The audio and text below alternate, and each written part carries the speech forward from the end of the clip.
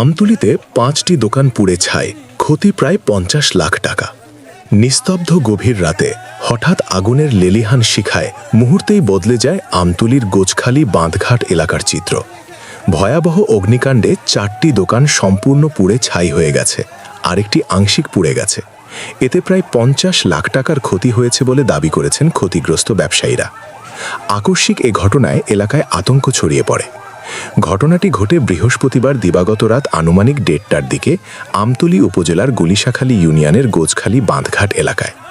স্থানীয় ও fire service সূত্রে জানা গেছে, প্রাথমিকভাবে বৈদ্যুতিক শর্ট সার্কিট থেকে আগুনের সূত্রপাত হয়ে থাকতে পারে বলে ধারণা করা হচ্ছে। খবর পেয়ে আমতলী ফায়ার সার্ভিস ও সিভিল ডিফেন্সের একটি ইউনিট দ্রুত ঘটনাস্থলে পৌঁছে স্থানীয়দের সহায়তায় প্রায় ১ ঘণ্টার চেষ্টায় আগুন নিয়ন্ত্রণে আনে। তবে ততক্ষণে ৪টি দোকান সম্পূর্ণ ভস্মীভূত হয়ে যায়।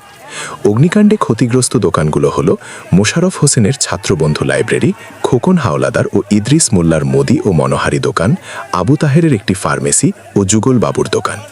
ছাত্রবন্ধু লাইব্রেরির স্বত্বাধিকারী মোশাররফ হোসেন বলেন, প্রতিদিনের মতো রাতে দোকান বন্ধ করে বাড়িতে চলে যাই।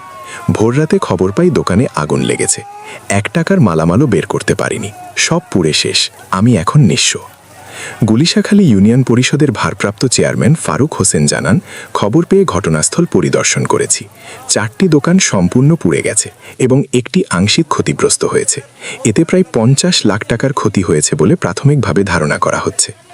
আমতলী ফায়ার সার্ভিসের স্টেশন অফিসার মোহাম্মদ হানিফ বলেন, খবর পাওয়ার সঙ্গে সঙ্গে আমাদের একটি ইউনিট ঘটনাস্থলে পাঠানো হয়। প্রাথমিকভাবে ধারণা করা হচ্ছে বৈদ্যুতিক শর্ট সার্কিট থেকেই আগুনের সূত্রপাত হয়েছে। এতে আনুমানিক ১৫ লাখ টাকার ক্ষতি হয়েছে। আমতলী উপজেলা নির্বাহী কর্মকর্তা মোহাম্মদ জাফর আরিফ চৌধুরী বলেন, গভীর রাতে আগুন লাগার বিষয়টি জেনেছি। ক্ষতিগ্রস্ত ব্যবসায়ীদের উপজেলা প্রশাসনের পক্ষ থেকে প্রয়োজনীয় সহযোগিতা করা হবে। HM কাউসার মাতবর, আমতলী বরগুনা থেকে।